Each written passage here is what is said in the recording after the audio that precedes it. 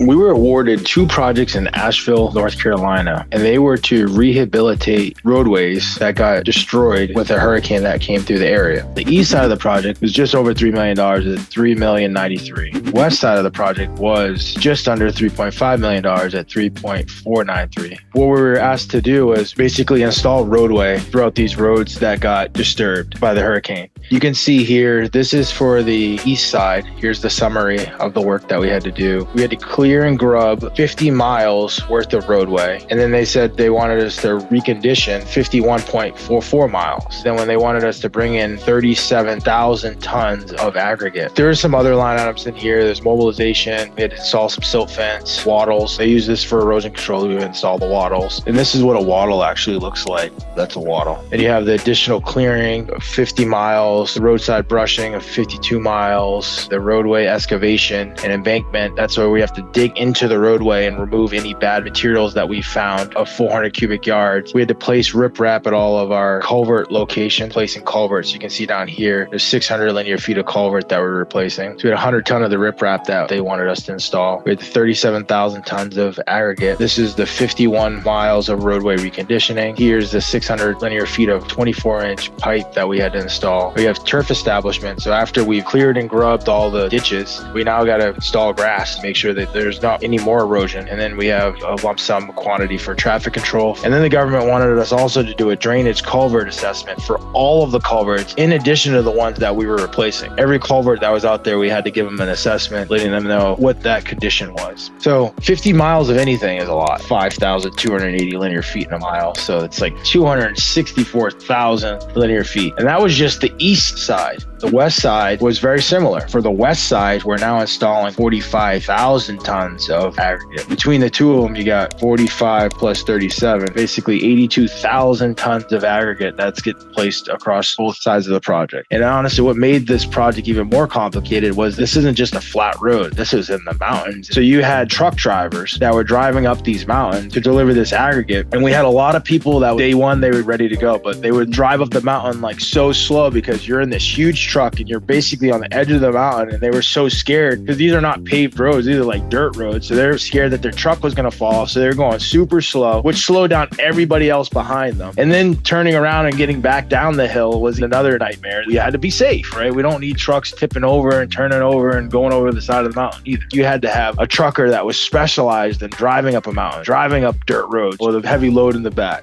Going to look at some of the pictures, here's some of the trucks that we're bringing in. These are the roads that we're clearing the sides, roadway conditioning the road, and then we're installing aggregate on this road. Here's pictures of the riprap. So we installed the culvert, now we can install the riprap. Here's the riprap around the culvert, 24-inch culverts. These are all pictures of the equipment that we're bringing in. There's a big brush pile that we had to get off the projects. These are the roads that we're going in and we're cleaning up. Here's our roller that we had brought in to compact the roads after we installed the aggregate. A little skid steer that we used to move material around. Big excavator that we're using to clear up the ditches. This is us doing the mowing. Got your mowing over the side, push back all the old brush. You can see these roads. I mean, it's like basically a 1-lane road. So these drawings, they provide details for how they want us to execute the work. So they're basically saying, hey, typical roadway reconditioning. We got to grade out the roadway. They want us to maintain a 3% pitch either way from the center line. Then you got your ditch. You got your ditch work here. And they're telling us they want the ditch to be 1 foot below the roadway, telling us where they want clearing and brushing limits of construction. This is like for the typical roadway reconditioning. And they give us silt fence details, what type of silt fence they want. They give us culvert band and connection. So these are for all of the pipe culverts that we're installing. These come in certain lengths. If it comes in 10-foot length, you're going to have each one of these bands every 10 feet. If it comes in 20-foot lengths, you're going to have each one of these bands at every 20 feet. This is typical culvert installation. They're telling us they want bedding underneath the pipe. They don't want us to just install the pipe just in regular dirt. We got to put bedding underneath it, then we backfill it. We got to have a minimum of 12 inches of cover on top of that pipe.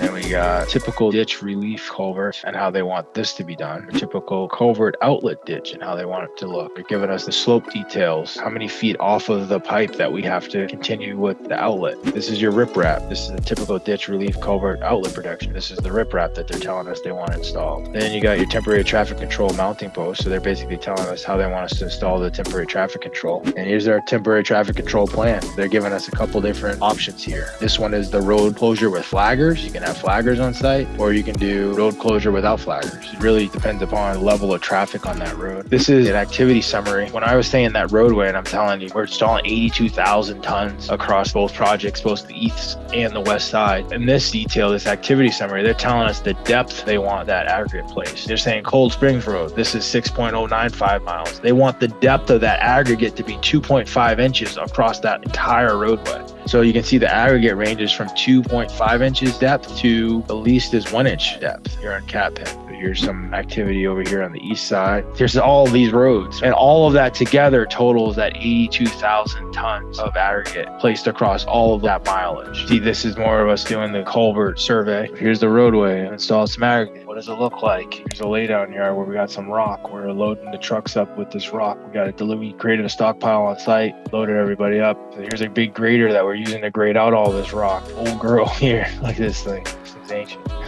Here's the trucks that are loading up, driving up the mountain. Here's all the pipes stacked up, ready to be installed for the culverts. Here's a dozer, grading out all the aggregate, some of this tough terrain area. Dozer plowing dirt around. Another dozer. This is that machine's basically a tractor with an arm that goes over and cuts out all the grass, the mowing of the ditches. Team was using these buggies to get around the project because the roadway conditions were pretty tough. So instead of driving your truck around, they were using these to get around. Beautiful site though, look at this. Wow, it's gorgeous. You can imagine a hurricane comes through here. All this stuff is washing out the roads. A lot of stuff here. A lot of damage in the area.